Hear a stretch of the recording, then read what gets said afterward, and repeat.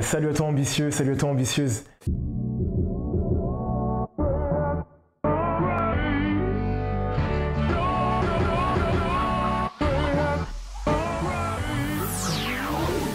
Donc là, comme tu peux le voir, ça a pas mal changé.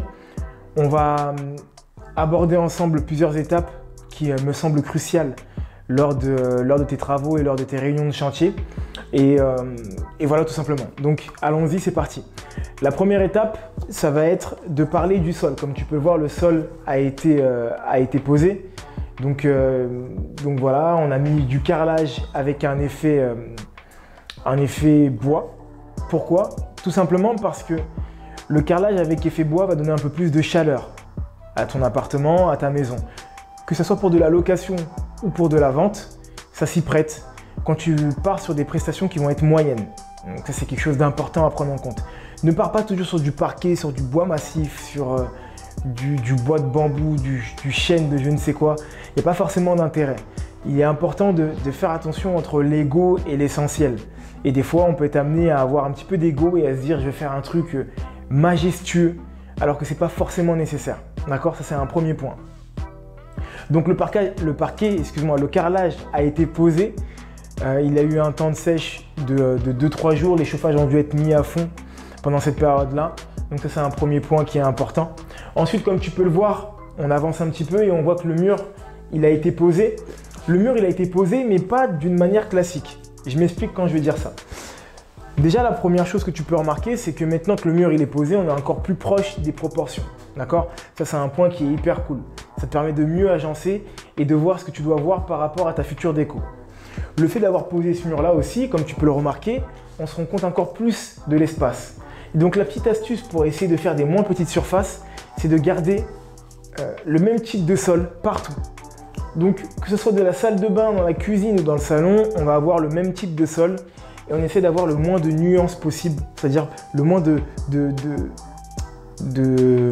je ne sais plus comment je veux dire, mais de basculement, fait que ce soit le plus droit possible. On va faire plus simple, voilà, pour que ce soit le plus droit possible. Parce que ça te permet d'avoir une impression de grandeur, d'accord? En sachant que le mur, ici, vient casser quand même la ligne que tu as au niveau de ta vision et tu te rends compte encore mieux des perspectives et des mesures.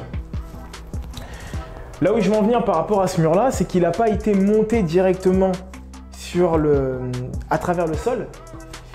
D'abord, on a fait le sol et ensuite on a fait le mur. Alors, tu ne peux pas le voir, mais il y a un rail qui a été fixé au sol. Il y a un rail qui a été fixé également en haut afin de pouvoir faire le sol, afin de pouvoir faire le mur, excuse-moi.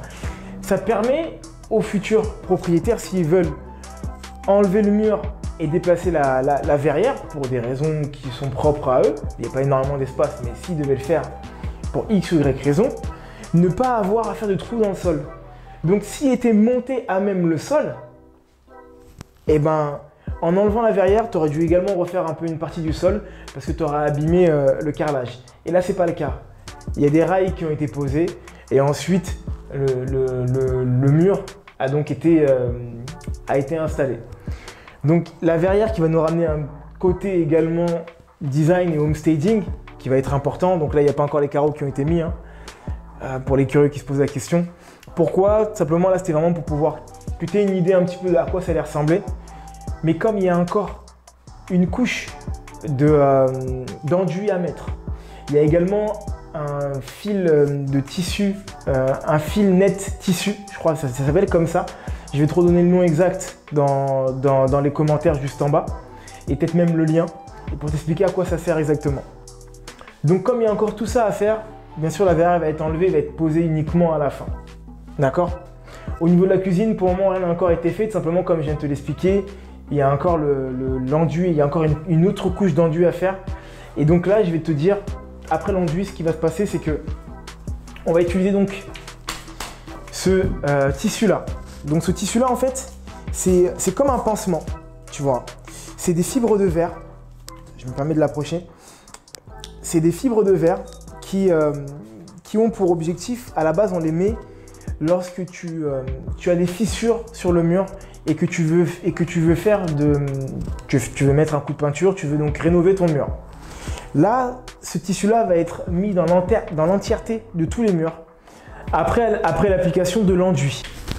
Donc l'objectif de ce produit-là, qu'on appelle donc une toile Fissnet, j'ai enfin retrouvé le nom, c'est de permettre de stabiliser le mur. Et en fait, lorsqu'il y aura des micro-mouvements qui vont créer des fissures sur le placo, elles ne seront pas apparentes, elles ne seront pas possibles parce que, comme je te l'ai dit, ça agit comme un pansement.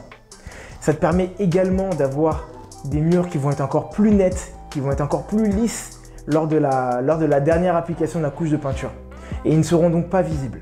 D'accord? Ça, c'est des points qui sont importants. On continue, on remarque également que toutes les tranchées qui avaient été placées en amont ont été rebouchées, d'accord? Afin de pouvoir avoir un travail qui va vraiment être net. Et là, tu as ta prise RJ, donc c'est la prise par rapport à l'antenne ou par rapport à la fibre qui va être placée également. On en parlait la dernière fois, on en reparle encore. On arrive au niveau de la salle de bain. Et au niveau de la salle de bain, on voit bien que le placo, on est sur un placo hydrofuge.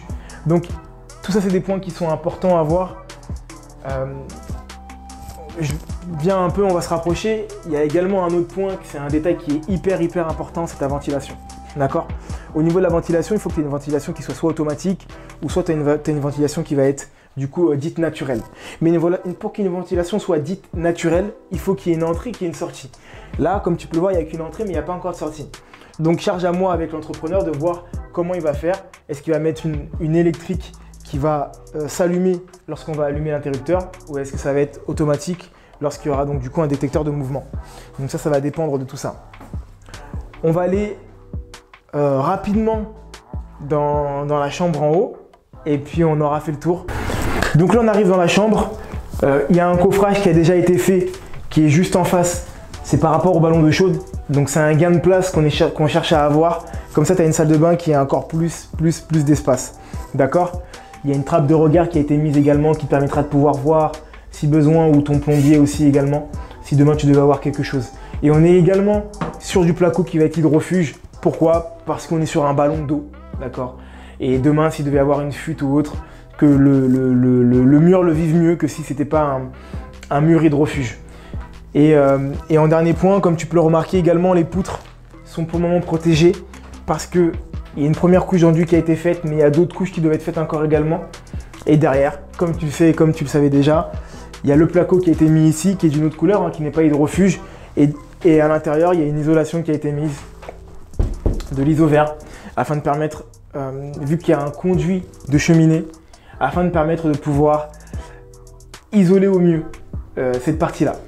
Donc voilà ambitieux, c'est la fin de cette vidéo. Prochaine étape, c'est les peintures, c'est les plinthes par la suite, c'est le sol ici, parce que comme tu peux le voir, le sol n'a pas encore été appliqué également.